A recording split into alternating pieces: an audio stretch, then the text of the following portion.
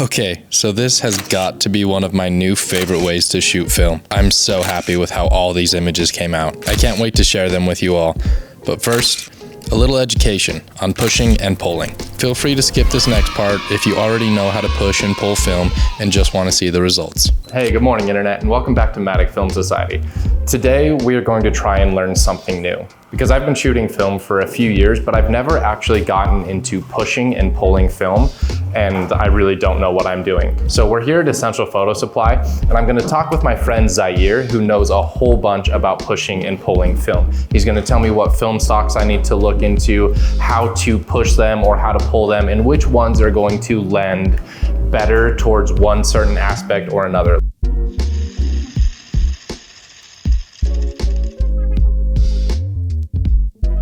So I'm here with Zaire, and he's gonna teach me everything that I need to know about pushing and pulling film, because I've only ever shot it at box speed. I don't know how to push, I don't know how to pull, and honestly, I don't even know why I would do one versus the other. So this is Zaire, and I'm gonna let him take it away and tell me what it is that I actually need to know. Alrighty, so we've got a 400 speed film here. Okay. We've got an 800 speed film here. This does great in the nighttime, Okay. but if you're trying to get more flexibility because you don't have that much light, maybe you want to shoot at 1600 ISO rather than 800. Okay. So that would be So 16 will give us one extra stop. an extra stop. Okay. Yep. So you would be, even though this is only rated for 800, you would be shooting it at 1600 to compensate for the lack of light. When you bring that into us, it's essentially like baking something in the oven. When you're developing this. We're gonna over bake the film. Awesome. So we keep it in the developer longer, or you can up the temperature, and that causes it to bring out more details that you would otherwise lose if you processed it normally. Okay. So it just gives you more detail, more contrast, more color, stuff like that. That's the consequences. You get more contrast when you push, and you get more saturation when you push. Great. And then vice versa happens with pulling. Okay. So this is 400 speed. You would be shooting it at 200. Okay. And we're gonna underbake it. Awesome. So And just leave it in there a little bit less. Right, and it's gonna be a little bit less saturated and a little bit more of a flat look because it's less contrast. All right. Not that drastic, but it's nice because it gives you flexibility depending on what look you're going for. Okay. But it gives you flexibility with that stylistic choice and with your actual lighting available. Perfect. So do you think we should push and pull by one stop or two stops? What do you think? I think Cinestill push is pretty good, actually. If you wanted to push at two stops, Shoot that at 3200? well, here's the thing. When it's 400 or 50D, those two push pretty good. Okay. This one, I wouldn't recommend shooting at 32. So I'd push one stop on this guy. Push one stop And on that then guy? I wouldn't recommend pulling more than one stop. Okay. Because film is only so sensitive. Yeah. Especially when you're You try and pull lower at two than stops, 400. it's not gonna get anything. Yeah, you might just kind of, Yeah. Okay. wash out Sounds what's good. there. We're doing pulling one stop on Kodak Ultramax and pushing one stop on Cinestill 800T, and we're gonna see what we can make.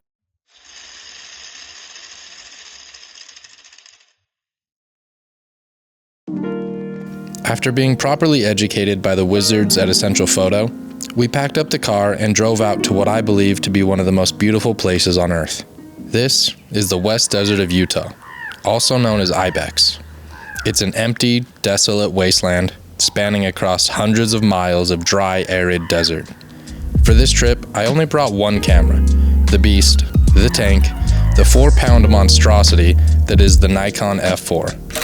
Paired on this bad boy is a brand new to me lens, the Tamron 28-105 f2.8. This is my first time shooting with this lens, but after seeing these images, I have to say that it might also be my new favorite lens to shoot with. The 28-105mm gives you such an amazing range of focal length that you can basically shoot anything. I knew that on this trip I would be bouncing around between wide angle and telephoto, so not having to swap lenses every time is just a dream.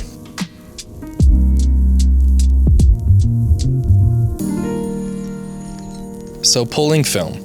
I have to say initially I wasn't overly excited about this project. The only reason I really wanted to do it was because I had never tried pulling film before. Come to find out, I absolutely love the way that the colors and shadows come out when you overexpose by one stop and then pull it back in development. It gives the images such a wonderful, bright, airy feeling. Our first location was this weird looking sloppy droppy mountain.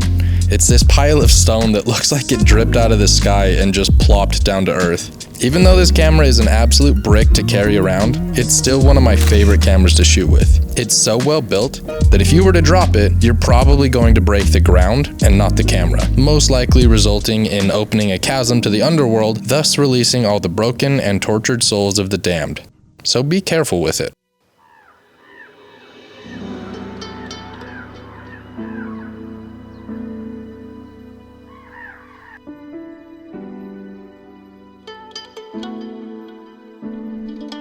As the sun started to dip closer to the horizon, the light got really good, so we ventured out to a dried up lake bed that we call the beach. Again, we were completely and utterly alone out there. We could run around wherever we wanted, yell and scream as loud as we could, and the dog was having the time of his life. Can you throw it? Whoa. Yeah. Hey.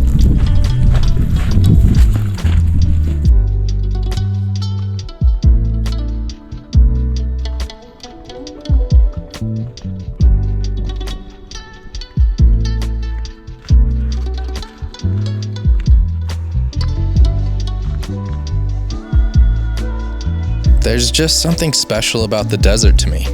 Something about the open emptiness of it. Being able to see all the way to the horizon with nothing but long, stretching dirt roads between towering piles of rocks, with no other humans anywhere to be found. It's honestly my kind of heaven.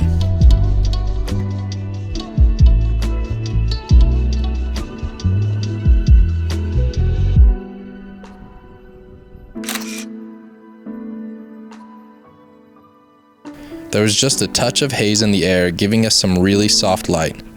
Alicia was kinda sick of me just taking photos of rocks all day, so she took my camera and forced me to get my picture taken instead.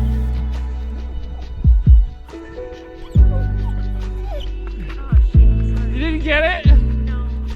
Okay, I'll try again. Whoa, hold on. Hold on. You over.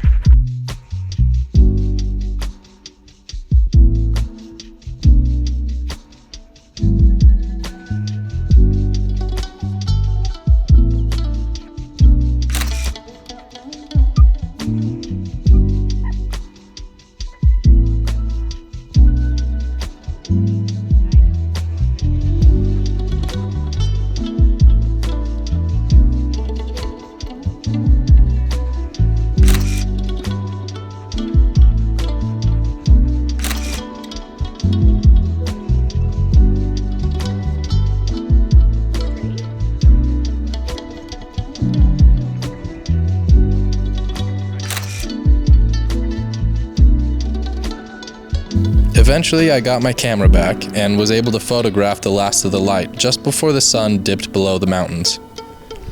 I know I sound like a broken record, but seriously, the colors of this film are just to die for. This is super cheap, budget film Kodak Ultramax. And usually when I shoot this film, I feel like the colors come out just a little bit nuclear. They're oversaturated, way too vibrant, and just seem a little fake.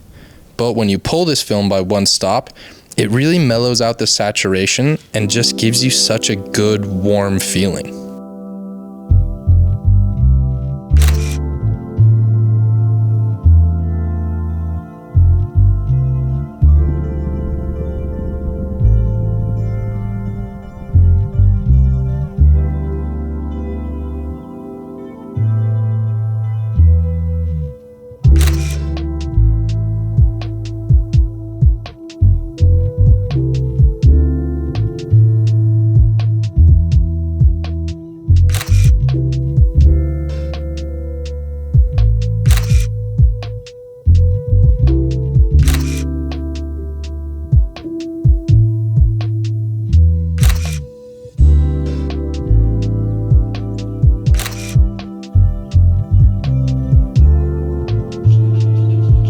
After getting high out of our mind on film chemicals, we eventually made our way back to camp, danced around the fire, and fell exhausted into our sleeping bags.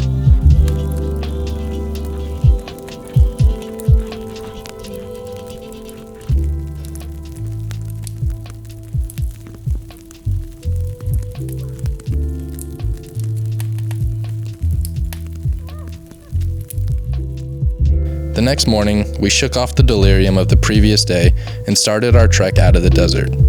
Of course, I had to stop every time there was a long and lonely road to photograph.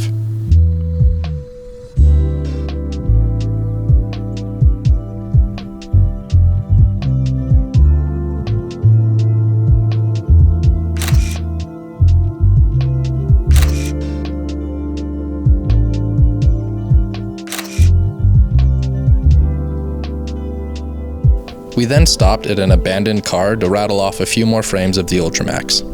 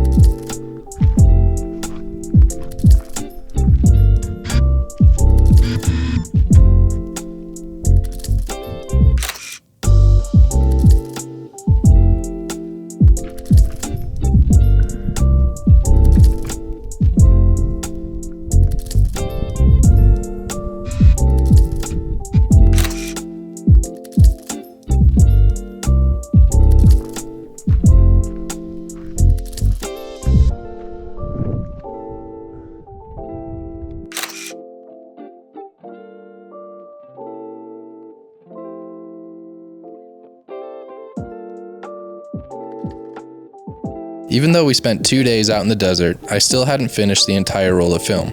So once we got back to the city, I shot the rest of the roll just wandering around, seeing what I saw, wanting to test pulling film a little bit more and seeing how the colors really render out. I have to thank Essential Photo Supply for supporting this channel and making this video possible. No matter where you are in your photography career, if you're a pro at the top of your game, or just thinking about getting your first camera, go see the team at Essential Photo. They're the absolute best in the business. Thank you so much for tuning into this episode of Matic Film Society. Next time, I'll be trying to push some Cinestill 800T by one stop. So let's see if we can make those images look good too. Thanks, and I'll see you next time.